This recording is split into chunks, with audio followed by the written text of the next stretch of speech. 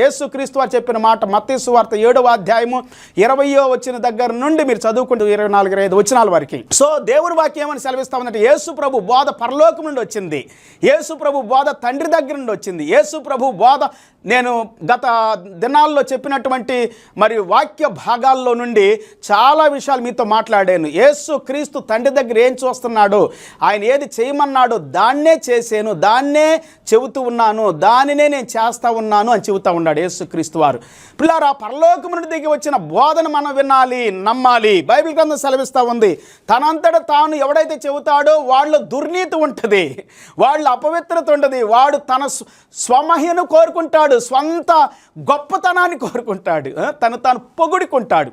చాలామంది దినాల్లో బోధకులు, దేవుని బిడ్డలు తమను తాము గొప్ప చేసుకుంటూ ఉన్నారు, పొగుడుకుంటూ ఉన్నారు.